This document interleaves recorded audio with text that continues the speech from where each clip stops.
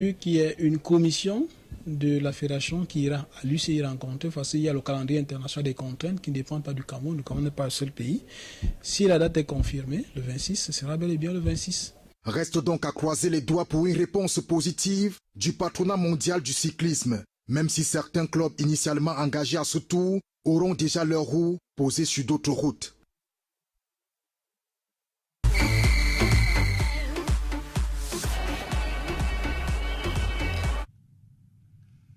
Il faut d'emblée relever que le Cameroun est affilié à l'Union cycliste internationale UCI, inscrit à la classe 2.2 sur le calendrier UCI depuis 2005. Le Tour cycliste international du Cameroun fait donc partie des compétitions majeures de UCI Africa Tour. C'est pour cette raison que l'organisation de cette compétition obéit à l'orthodoxie des règles édictées par cette instance fêtière du cyclisme mondial. Au Cameroun, cette course s'inscrit en droite ligne des compétitions dites de souveraineté, tout comme le Grand Prix Chantal Biya.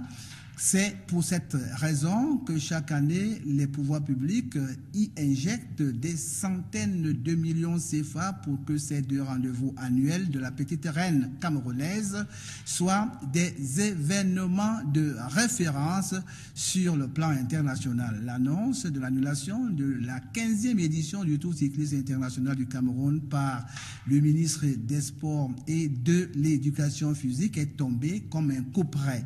La nouvelle a fait boule de neige. L'annonce avait tout l'air d'un conte de fées.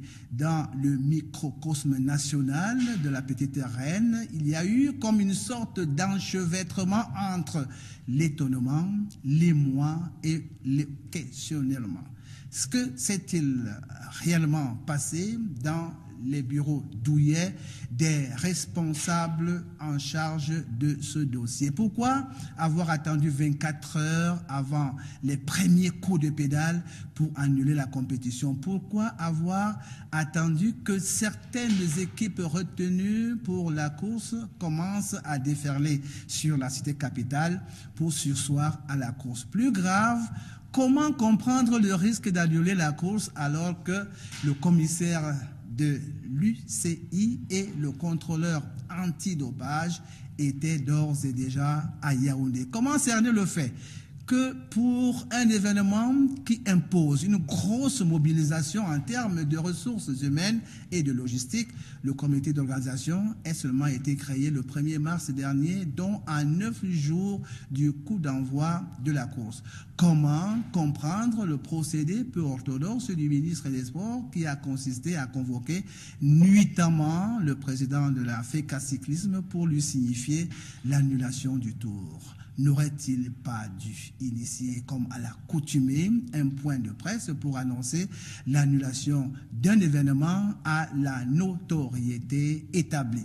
Comment le ministère des Finances n'a pas pu mettre à disposition l'enveloppe budgétaire 350 à 400 millions de francs CFA alloués à l'organisation du Tour? Bien curieux, comment enfin interpréter la proposition du ministre des Sports qui a demandé au président de la FECA Cyclisme s'il pouvait préfinancer la compétition pour être remboursé plus tard?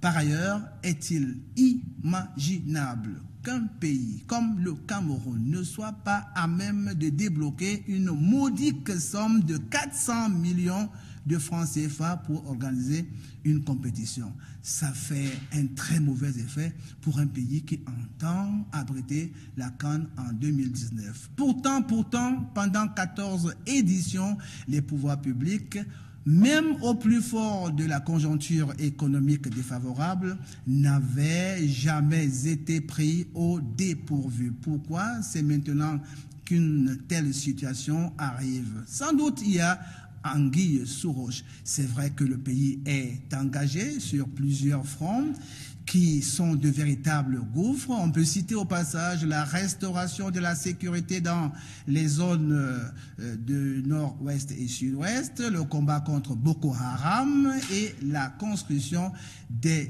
infrastructures pour la CAN 2019. Mais hier, une réunion extraordinaire a eu lieu au ministère des Sports et de l'Éducation physique, présidée par le ministre Bidounkot, réunion à laquelle a pris part le commissaire de l'UCI. De cette réunion, il ressort que le Tour cycliste international du Cameroun édition 2018 sera reprogrammé à la fin du mois de mai 2018. En tout cas, il n'y a que des imbéciles qui ne changent pas d'avis, mais ce genre de volte-face n'honore pas le Cameroun.